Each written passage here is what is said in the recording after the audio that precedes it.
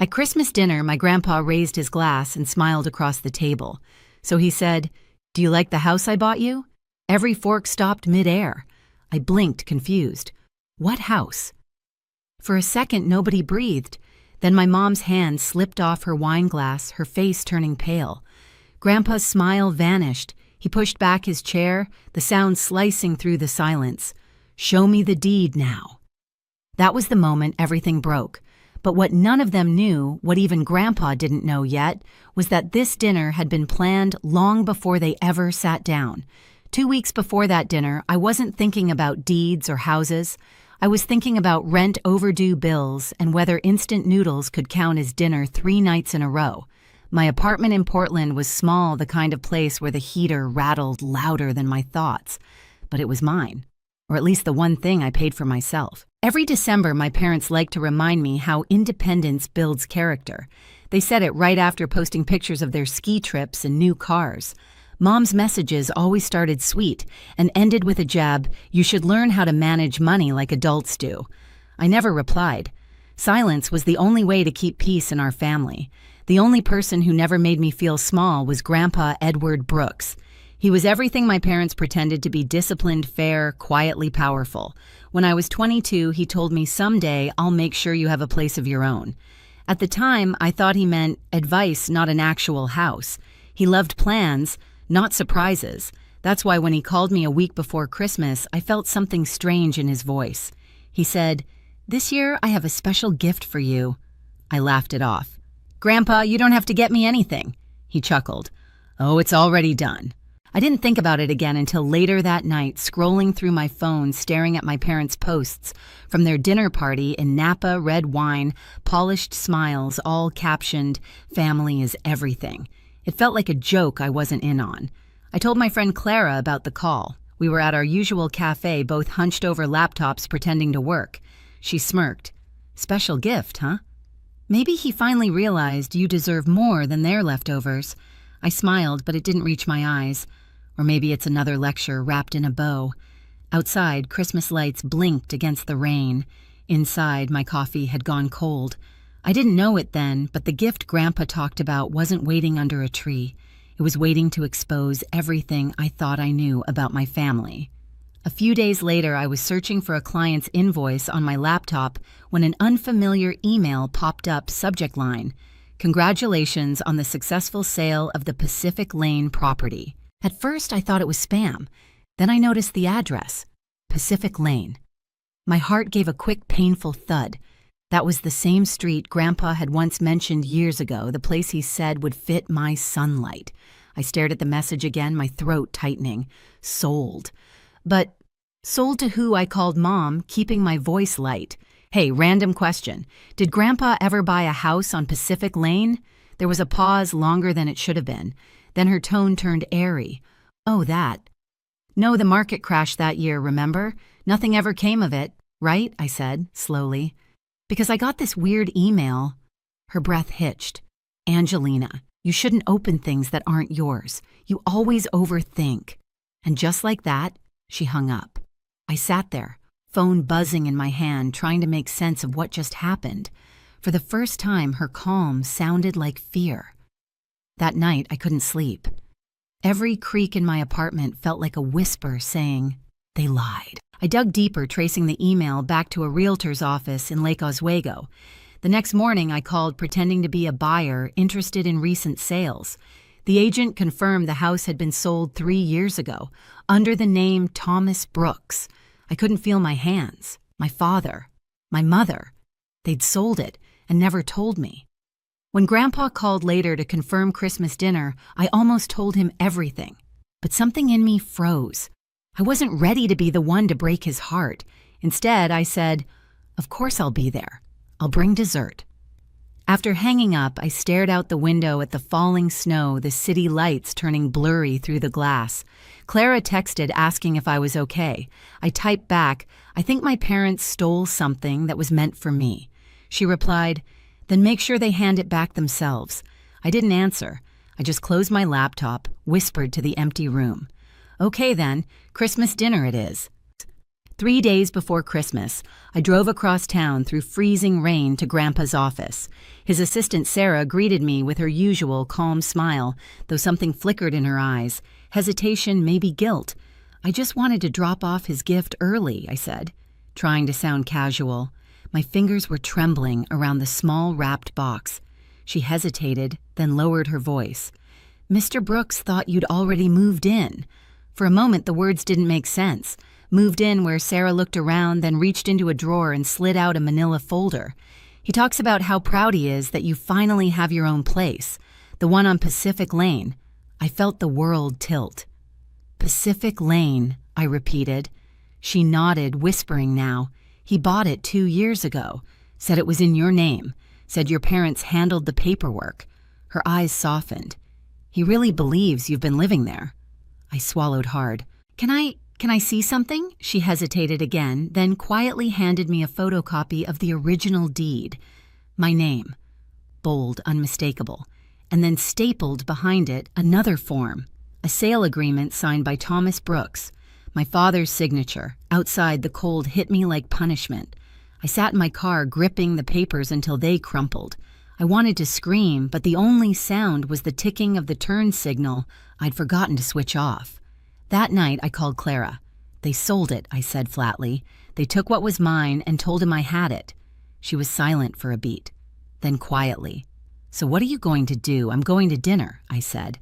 The next morning, I met with Mark Steele, Grandpa's longtime attorney. I didn't tell him everything, only enough to make him frown.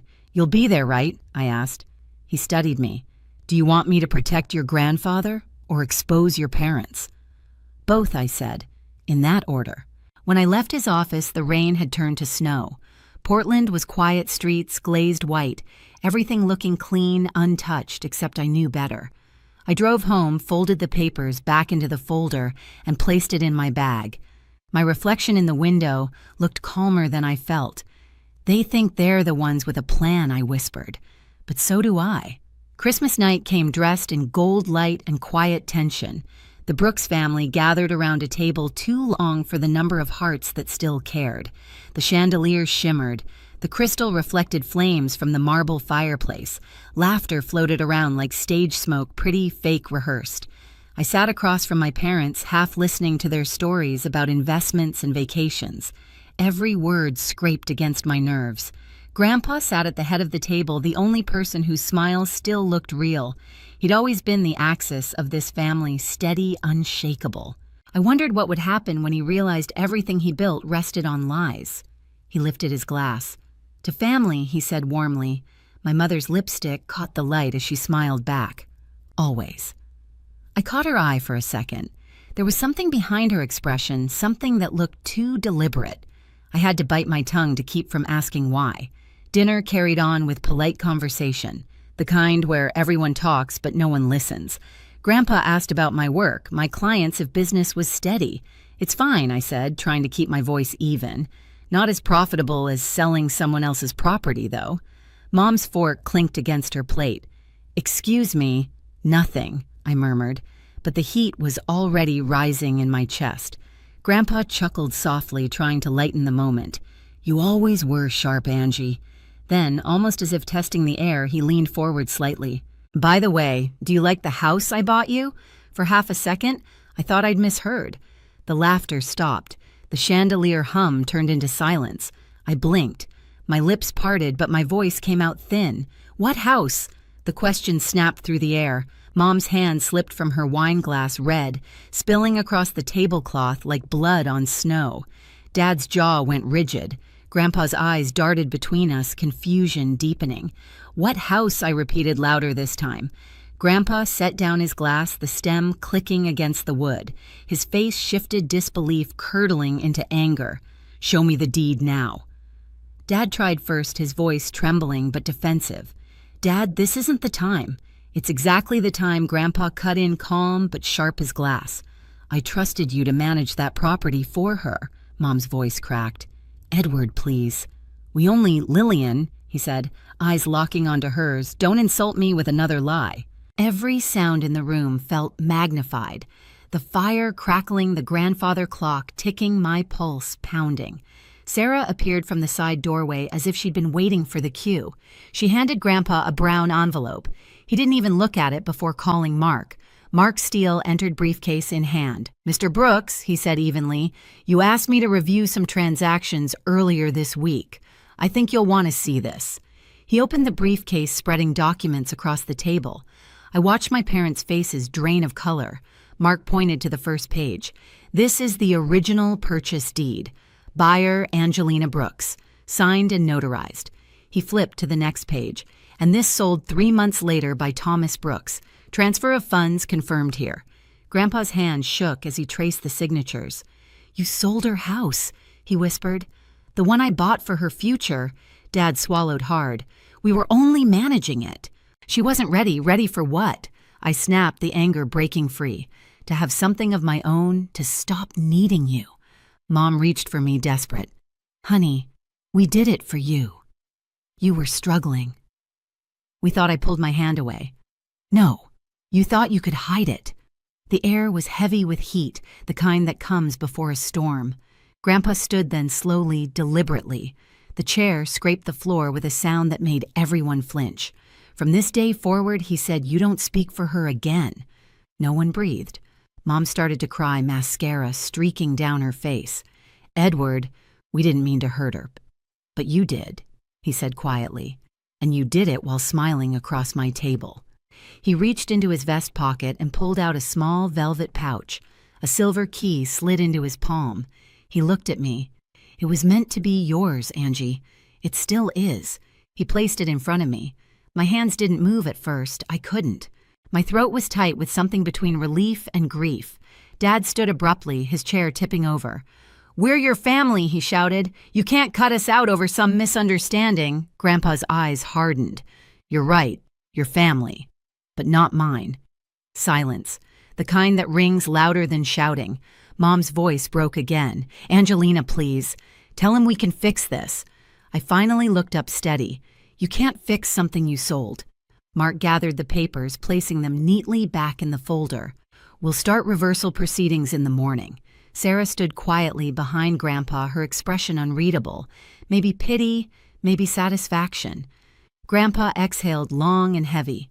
"Merry Christmas," he said softly, not to them, but to me. He rested a hand on my shoulder, the same hand that once taught me how to draw straight lines when I was little. "You always did have an eye for balance," he murmured. Mom covered her face. Dad turned away, muttering something I couldn't hear. It didn't matter. The sound of their excuses no longer carried weight. I stood the key cold in my palm and looked around the room. The tree lights flickered. The air smelled of pine and betrayal. I'd imagined revenge would feel fiery, but it felt quiet, like the ending of a long, sad song. When I finally stepped outside, the night air sliced my cheeks. The snow had begun again, soft flakes drifting onto the porch railing. Behind me, through the window, I could see Grandpa still standing tall, a silhouette against the warm light. Inside, my parents sat small and silent, trapped in their own lies. I whispered to myself, almost a prayer. They wanted me to earn my life. I just did. And with that, I walked into the snow, free, cold, and awake, for the first time in years. The next morning, the house was quiet. No one mentioned the night before, but everyone felt its weight. Mom and Dad's car was gone by sunrise, just twin tire tracks curving down the snowy driveway. They didn't say goodbye. Grandpa found me in the sunroom, sitting with a cup of coffee gone cold. His movements were slower than usual, the kind that came after disappointment too deep to name. He said softly, "I gave them too much trust. I thought money could keep us honest." I looked up. "You believed the best in them." "That's not a mistake." He shook his head. "You reminded me what honesty actually looks like." He reached into his jacket, pulled out an envelope, and slid it across the table. Inside were fresh papers, my name printed clearly at the top. The title deed. No signatures missing this time. "I had Mark redo everything last night," he said. "It's official. The house is yours, and theirs will be handled separately." My throat tightened. "Grandpa, I don't even know if I want it anymore." He smiled, tired but warm. "You don't have to move in right away. Just know it's waiting, like I'll be whenever you need me." Later that week, news spread through Portland's business circles. Thomas and Lillian Brooks had been quietly removed from several boards. The Brooks family reputation, once polished, now carried a faint crack, but no one outside knew the real story. I didn't feel triumphant. I didn't feel vindictive. Just lighter. Over coffee with Clara, I told her I didn't win anything. I just stopped losing myself. She nodded, smiling. That's what winning actually looks like. When I left the cafe, snow had melted into a thin shine on the sidewalks. For the first time in years, I walked without glancing over my shoulder. A week later, I drove to Pacific Lane. The street was quiet, lined with evergreens dusted in snow. The house stood there, white walls, tall windows, a front porch waiting like an open hand. I stepped out the air, crisp and clean, and held the silver key up to the morning light. For the first time, I didn't feel like someone's daughter or someone's disappointment. Just me. I turned the key in the lock and whispered, "Home." Justice doesn't always shout. Sometimes it just stands up. If this story hits something in you, share your thoughts and subscribe for more true family stories like this one.